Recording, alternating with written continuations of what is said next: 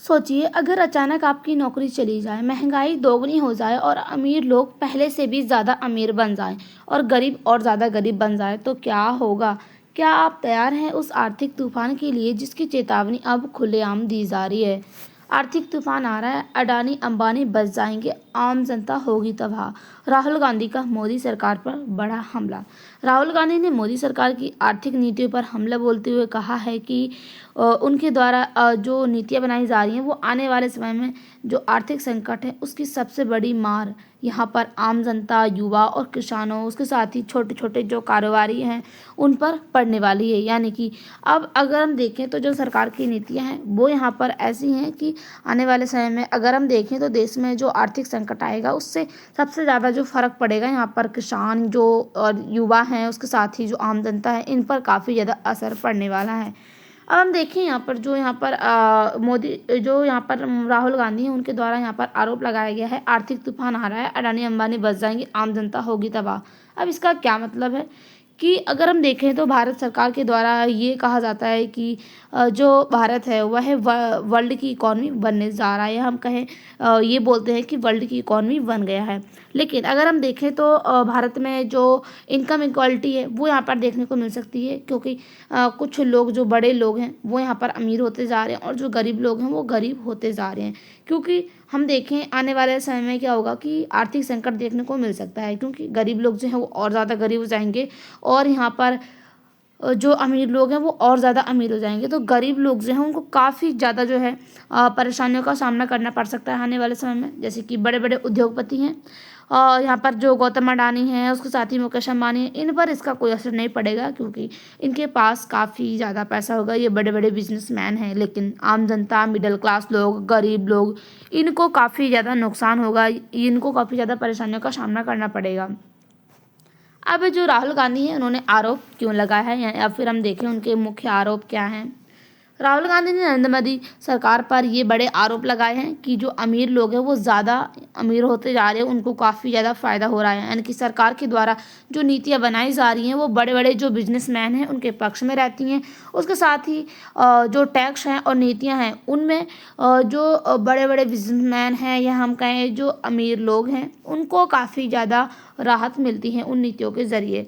अब हम देखें ये जो नीतियाँ होती हैं इनसे क्या है, आम जनता पर बोझ पड़ता है, यानी कि महंगाई बढ़ जाती है, बेरोजगारी भी बढ़ जाती है और मिडिल क्लास और गरीब लोगों पर कमाई का दबाव बढ़ जाता है। यानी कि अगर हम देखें तो मिडिल क्लास लोग जो हैं उनका खर्च चलाना मुश्किल हो जाता है, उनको अपने बच्चों की फ़ीस, उसके साथ ही बहुत सारी जो उनकी ज़रूरत की चीज़ें होती हैं वो भी उनको लेने में काफ़ी ज़्यादा परेशानियाँ आती है, क्योंकि जो महंगाई वो इतनी ज़्यादा बढ़ जाती है, उनके पास उनकी जो इनकम है वो भी कम होती है और उसके साथ ही उनको अपने पूरे परिवार का जो यहाँ पर खर्च है वो भी निकालना होता है।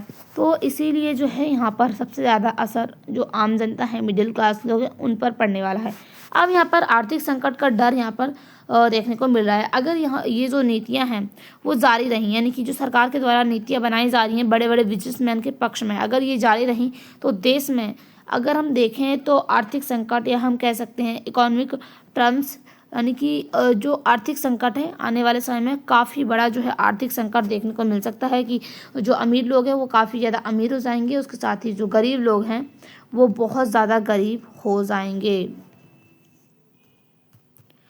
अब हम देखें यहाँ पर जो राहुल गांधी हैं उन्होंने क्या चिंता बताई है, क्योंकि देश की जो संपत्ति है कुछ लोगों के पास ज़्यादा है, यानी कि जो बड़े बड़े लोग हैं, बड़े बड़े उद्योगपति, गौतम अडानी, मुकेश अंबानी जैसे उद्योगपतियों के पास ज़्यादा जो है संपत्ति है और इनको जो है काफ़ी ज़्यादा फ़ायदा मिलता है सरकार की नीतियों से। सरकार की जो नीतियाँ हैं वो इनके पक्ष में रहती हैं, इनको काफ़ी ज़्यादा राहत मिलती है उन नीतियों से।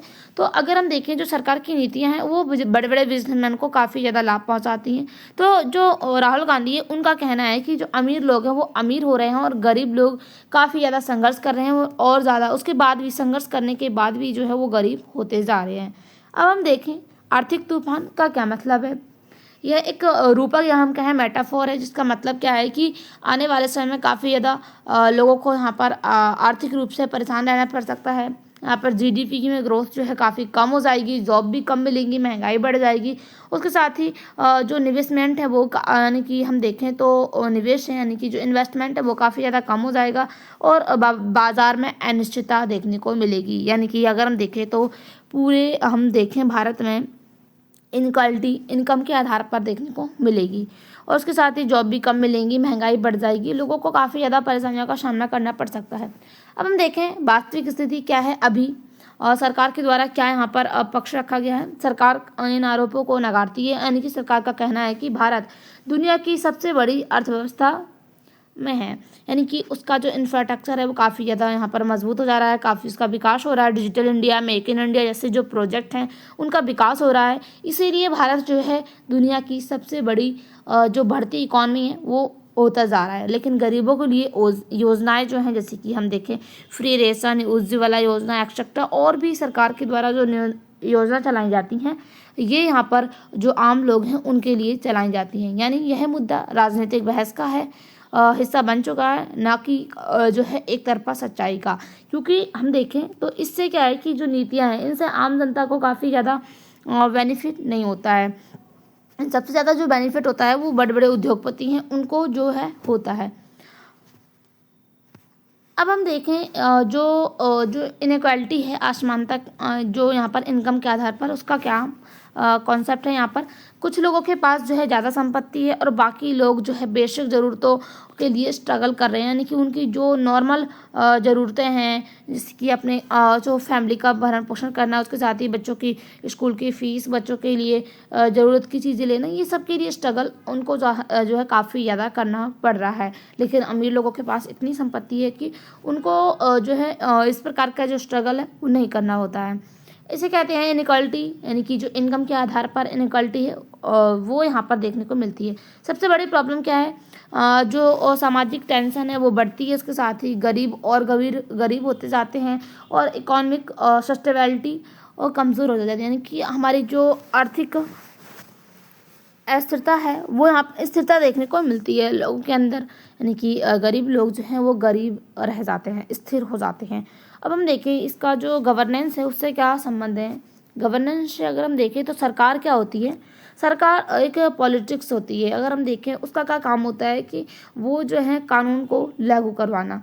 लेकिन हम देखें जो यहाँ पर गवर्नेंस है इसके सबसे इम्पोर्टेंट फैक्टर होते हैं कि ट्रांसपेरेंसी, यानी कि अगर कोई सरकार है तो वो जो है पारदर्शिता के साथ कार्य करे, अकाउंटेबिलिटी होनी चाहिए। अगर हम देखें भारत में अगर अकाउंटेबिलिटी है वो यहाँ पर देखने को नहीं मिलती है, क्योंकि जो जनता है वो अगर सरकार से किसी भी प्रकार का प्रश्न पूछती है तो सरकार जो है यहाँ पर जवाब नहीं देती है। उसके साथ ही फेयर कंपटीशन होना चाहिए, यानी कि लोगों को समान अवसर प्रदान होने चाहिए, समान उनको जो है समझाना चाहिए, किसी भी प्रकार की असमानता देखने को नहीं मिलनी चाहिए, समान अवसर मिलने चाहिए। लेकिन अगर हम देखें तो यहाँ पर जो काफ़ी सारे लोग हैं वो यहाँ पर अभी भी बेरोज़गार हैं, कुछ लोगों के पास जो है अभी भी नौकरियां नहीं हैं। आरोप क्या लगाए जा रहे हैं कि जो बड़े बड़े पॉलिटिक्स हैं, उद्योगपति हैं, उनके फेवर में जो पॉलिटिक्स हैं वो नीतियां बनाते हैं और उनके फेवर में जो भी नीतियां रहती हैं वो उनके पक्ष में रहती हैं। और उसके साथ ही डिसीजन मेकअप में जो फेयरनेस है वो यहाँ पर उस पर सवाल उठता है, यानी कि जो यहाँ पर पॉलिटिक्स के द्वारा डिसीजन मेकिंग की जाती है वो फेयरनेस नहीं है, यानी कि एक तरीके से अगर हम कहें कि सभी के लिए समान नहीं है। बड़े बड़े उद्योगपति के लिए जो है अलग नीतियाँ होती हैं, उसके साथ ही जो यहाँ पर आम जनता है उसके लिए अलग। अब हम देखें इससे आम जनता पर क्या असर पड़ेगा। इकोनॉमिक क्राइसिस का असर जो है यहाँ पर आम जनता पर पड़ने वाला है। आय में असमानता, यानी कि जो अमीर लोग हैं वो और ज़्यादा अमीर हो जाएंगे, उसके साथ ही गरीब लोग और ज़्यादा गरीब होते जाएंगे। अब हम देखें यहाँ पर जो मांग है उसमें गिरावट आ जाएगी, यानी कि लोगों को खरीदने की क्षमता कम हो जाएगी, यानी कि लोग हैं जो भी यहाँ पर बेसिक सामान हैं वो यहाँ पर खरीदते हैं उनकी खरीदने की क्षमता काफ़ी ज़्यादा कम हो जाएगी। मार्केट स्लो डाउन हो सकता है क्योंकि उनके पास पैसा नहीं होगा तो वो कहाँ से जो है खरीद सकेंगे, यानी कि क्योंकि उनकी इनकम भी काफ़ी कम है तो इसीलिए वो स्ट्रगल के साथ जो है जो भी उनसे यहाँ पर उनके पास जितना पैसा होगा उस हिसाब से वो कार्य करेंगे। उसके साथ ही रोजगार संकट देखने को मिल सकता है, यानी कि छोटे छोटे जो उद्योग है वो ज़्यादा प्रभावित होंगे। उसके साथ यहाँ पर जो एक्सक्लूसिव ग्रोथ है, उसके साथ ही अनइक्वल ग्रोथ में समस्या देखने को मिल सकती है। यानी कि अगर हम देखें तो जो आर्थिक असमानता है वो यहाँ पर सबसे ज़्यादा देखने को मिलेगी। अब इससे पूरे विश्व पर क्या प्रभाव पड़ेगा? जो इकॉनमी है वो इकॉनमी है उस पर बाहरी प्रभाव देखने को मिलेगा, जैसे कि अंतर्राष्ट्रीय कारण अगर हम देखें, ग्लोबल स्लो डाउन होगा, तेल की कीमतें जो है वो बढ़ सकती हैं, उसके साथ ही युद्ध और भू राजनीतिक तनाव भी देखने को मिल सकता है।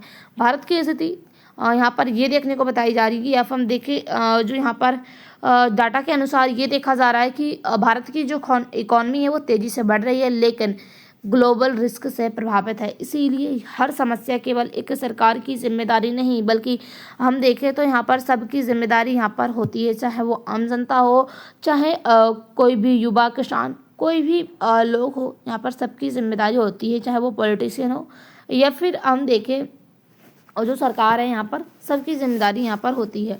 अब यह बयान राजनीतिक और आर्थिक चिंता का विषय है, यानी कि हम देखें तो इससे क्या होगा कि सीधे इकॉनमी प्रभावित होगी, ये अगर यहाँ पर देखने को मिल सकता है। यानी कि अगर आर्थिक संकट भारत में आता है तो यहाँ पर भारत की जो इकॉनमी है वो बहुत ज़्यादा प्रभावित होने वाली है। भारत की अर्थव्यवस्था मजबूत भी है लेकिन चुनौतियों से घिरी हुई है। यानी कि भारत की अर्थव्यवस्था में विकास और असमानता के बीच संतुलन बनाना सबसे बड़ी चुनौती देखी जा रही है यहाँ पर, क्योंकि हम देखें यहाँ पर जो गरीब लोग हैं वो उनको काफ़ी ज़्यादा स्ट्रगल करना पड़ रहा है और अमीर लोग जो हैं वो काफ़ी ज़्यादा अमीर होते जा रहे हैं। आपको क्या लगता है कि अगर ये आर्थिक संकट आता है तो इससे जो आम जनता है उसको परेशानियां झेलनी पड़ेंगी या नहीं? आपकी जो भी राय है कमेंट में जरूर बताइएगा। मिलते हैं अगले वीडियो के साथ, तब तक के लिए बाय, थैंक्स फॉर वॉचिंग।